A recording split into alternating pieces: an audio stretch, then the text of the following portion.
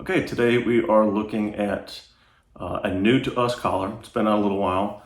We just haven't picked one up. We haven't suggested it to our clients, but it is the FE-560.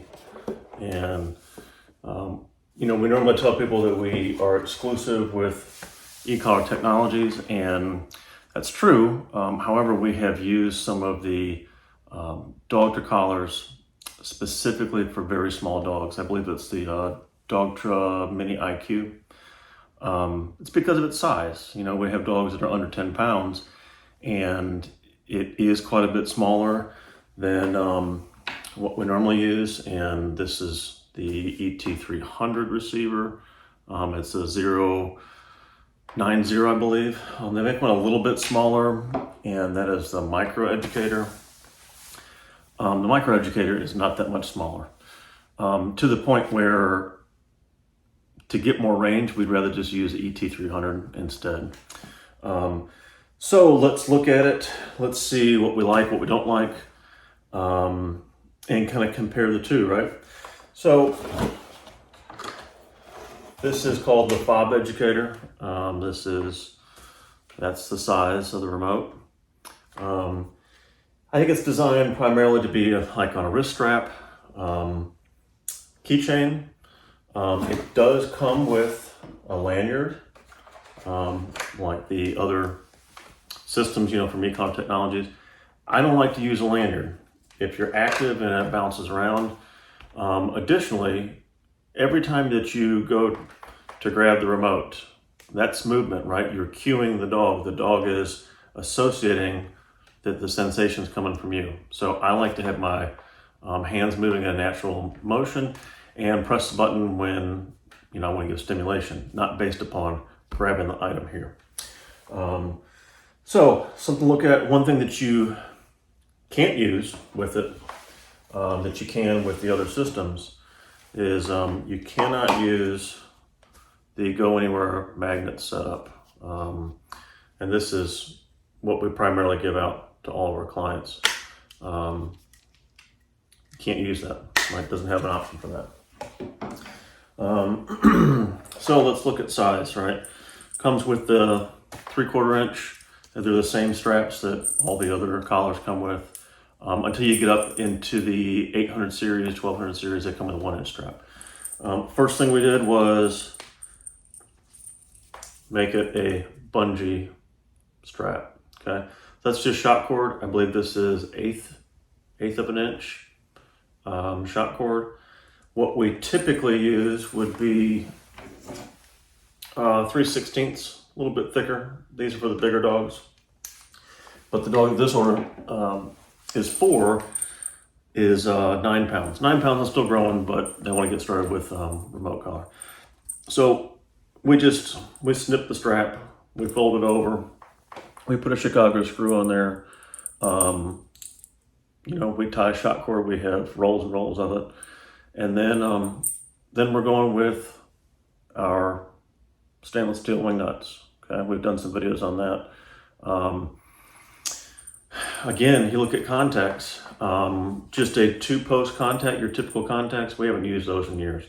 We'll either use a comfort pad that has 4 contacts to it. Or we'll use wing contacts made by Econ Technologies, or we put wing nuts on here. All right, so to power this on, a little bit different than the ET300 setup. It's a press and hold button here. That's your power on, okay? And you get a tone when it turns on too. I believe that's the same in the 1200 series. So that's not necessarily new, but it's different than what we normally give out to clients and what we're suggesting. All right, the remote itself, it's pretty small. I mean, if you look at a standard key fob, for a vehicle, that's in comparison's sake. So it's relatively the same size. It is quite a bit smaller than this, right? That's the ET300. All right, so functions are quite a bit different. Now you see a power button, okay? There's the face of it. The power button is going to be over here. That's a press and hold. All right. Now what you're seeing on the screen there, that 0, right? That's stimulation level. Still has 100 levels. What I found was this was a bit lighter in stimulation than the 300. You know, what I normally feel is 13 or 14, and it took 15 or 16 for me to feel it. And, you know, that's going to vary, but I think it's a little bit on the light side. Still very adjustable though, still 100 levels. All right, above the power button here is going to be your plus and minus. That is to increase or decrease stimulation. Okay, so we add to it, and then we can go back down, right? All right, now there's a programming function on here that every time you press the plus symbol on here, that you can increase it in different increments, right? I prefer it to be very adjustable, to increase in only one number at a time, but you can do, I believe, 5 and 10. If you get one from us, if you're training with us, it's going to be on the single increments for sure. The more adjustable, the better. Okay. All right. Opposite the power switch side and the plus and minus side is going to be, you have an L and you have an R. So the L is going to be for your light, similar to the ET300. Press that once and you get flashing. Press it again, you get a continuous. Press it again and it's off, okay? Now, the R stands for, it's gonna be rising stem. The way I have this set up is that your black button, your S1 here, okay? That's gonna be for stimulation. You can set it for tone, you can set it for vibrate, you can set it for rising stem. The way that I use rising stem on this would be similar to a boost feature on the ET300 or the other series as well. But you can program as to what these do, okay? So, for example, and 0 is going to be programming. So we'll go up, to 5 here, and we're going to press and hold. So it's continuous, and that's how we train. And it's at the level here on the screen.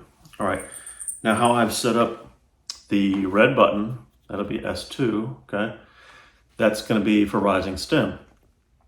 So pressing and holding that, it will rise to a predetermined maximum stimulation. And I have maximum stimulation set at 60 for this dog. Again, this dog is very young and very small. 60 may even be too high. For your typical dog, I would say don't lock it. What's interesting about this is, and I think it comes because they partner with Martin Systems. Pressing and holding this, you can change how long it takes to reach the maximum level, okay? With Boost on the ET300s, you press that button and you instantly get, say, plus 20. So if you're working at 10, you get plus 20. That's 30, just that fast, all right? Now, there's a feature on ET300s, of course, that you can boost. The PE900, you can do a rising stem, but it takes 10 seconds, and that's not programmable. This one's programmable. So you can have it 1 second, 2 seconds, 5 seconds, or 10, I believe. So we'll get to that part also. To give you an idea of rising stem here, I have this set, I believe, at 5 seconds. So you'll see it'll start climbing here. Get my finger where you can see it. Okay, on rising stem. All right, so that rises to 60, and that's pretty quick. For boost, and that's how we teach, is that you have dangerous behavior that you want to stop instantly. You want it to climb pretty quickly. I don't give a lot of warnings, all right? I may repeat a command once, but when I repeat it, or I have to call louder, you're getting a higher sensation. And that's how we use boost. And again, adjusting the dial, but this is interesting. Rising stem's interesting. So, okay, what we don't like that we can't use the magnets.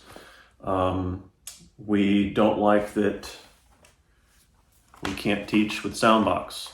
I just got off the phone with the company, and she walked me through what would normally be a way to synchronize the sound box with the other systems. And then she asked around a little bit because it wasn't working for me. It wasn't working when she was walking me through it. And somebody said, actually, for the fob setup, you can't do it at all. So we're going to teach a little bit differently with our clients for this system. It'll be a lot of demonstration with other dogs and my dog, and then have her applying the same concepts with her own dog. But I'm not going to get the feedback that I normally get by listening to the sound box, and she's not going to be able to learn with her own dog by listening to the sound box. So the old ways of raising her hand, that's probably going to have to happen. But the alternative is a much bigger receiver, like ET300, even the ME300, the micro, it's still too big. And then you go to Dogtra. Well, Dogtra doesn't have a sound box anyway. And I basically only use one button on Dogtra stuff, and it's continuous, and that's all I'm using. So, I think it's worth using this system for sure. It's just gonna require a little bit different teaching, Okay, let's go through the programming features for the FE-560. That is the fob style remote setup for the very small dogs. Larger dogs can wear it too, but it's particularly important, to use it for the small dogs because of the small receiver. All right, here's the front, and on the back, okay, this button right here, that's your programming button. All right, you're gonna press and hold that once, and you'll see that will go to P1, okay, that's program 1. Let me show you once more on the screen here. Pressing and holding one time. There it is, P1. All right, that is to change the maximum level that stimulation will go to, so it's a lockout. All right, I have this set at 60, and then I'm gonna press the program button once more, and then it's locked in, okay? Now, you're gonna press and hold program button until you hear that tone. You'll tap it again to go to program 2. So program 2 is gonna be setting what you want the S1, the black button, to do for you. All right, and then tapping that will cycle through, and I'll show you that as well. All right, press and hold in program, P1. Oh, let's try that again. We're gonna press and hold P1, hold it again. Now it goes to P2. All right, so ST is for stimulation. We're gonna press that. All right, now we have ST plus, that's rising stim. All right, now we have tone, and you can set different levels of tone. If you train with us, or you're thinking about it, we don't use tone. Tone's a bluff. All right, now we have low, and for vibrate, we can set different levels of vibrate. If you train with us, we don't use vibrate either. All right, and then that is high, V for vibrate. And then we're back to stim, okay? Now we press program once, and we lock that in. So stimulation for the S1 button, that's the black button. And remember, when you're gonna program, you always have to start at 0 on the stimulation level to go into program mode. All right, press and hold program. That's program 1, holding still, program 2, program 3. All right, that's this button here, all right? So cycle through. Tone, vibrate, your high and your low, stimulation, and I like to do stimulation plus. For the red button, that's similar to the boost feature we use for the other remotes. And we tap program on the back, and now that's locked in. All right, if you remember from before, let's say we teach at 10 with S1 button, okay? There it is there. And you'll see it here. I have my finger right in front of the light, okay? That's S1. Now rising stim, okay? The rise is pretty quick. So we're gonna look now and see how to change the time limit, right? How fast that can rise. Okay, we're looking at rising stim and how we can change the duration. So how long it takes to get from a typical setting, let's say a 10, up into the very highest and pre-programmed maximum level of stimulation on that rising stim. All right, so looking at the front of the remote here, okay, Now, on this side, you'll see L, that's to turn light on. You'll see R, that's for rising stem. Now, we're going to press and hold that, and you'll see it's going to cycle through some numbers. Those numbers, they indicate how long it takes to get to that maximum part. Now, there's different concepts as well, and you may see almost like a wave of stimulation. Okay, so you start at the bottom, and you don't always need to hit maximum, but you need to have it at a higher level. And I do this quite often with PE-900. So you'll start with it off, right?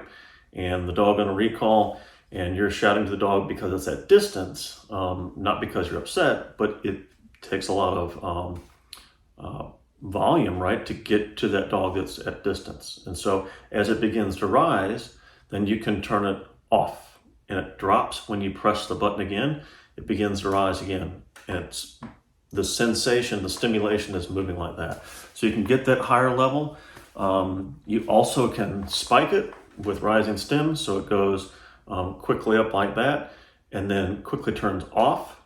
Then you use your S1, the lower button, okay?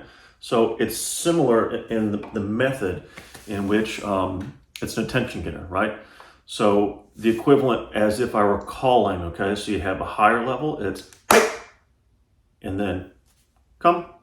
So it's that spike, and then now your lower level. And that's because we teach on until completion or change in behavior, right? So when you release it, you have to love the behavior. It needs to be completed.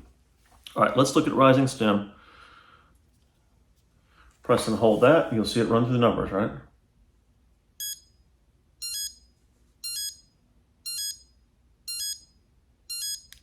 All right, we're set at 5, I believe. 2, excuse me, I'm looking at it backwards. All right, 2, I think that's important to go to 2. Okay, they have 2 seconds to change behavior quickly. And then if you use the method I was teaching, right, where it waves like that, you can just release the button and it stops. You press the button again, now then it begins to rise again sharply. Anything past that, you know, we're stopping really dangerous behavior. Our clients come to us because they have major problems. I'm not waiting 5 seconds to get to a sensation in which the dog decides that they need to stop a behavior. So anyway, this is the fob setup. I do like it. I think it's going to make a big difference because it gives our clients a lot more options than going with Dogtra. And like I said, basically I only used one button on Dogtra and the dial.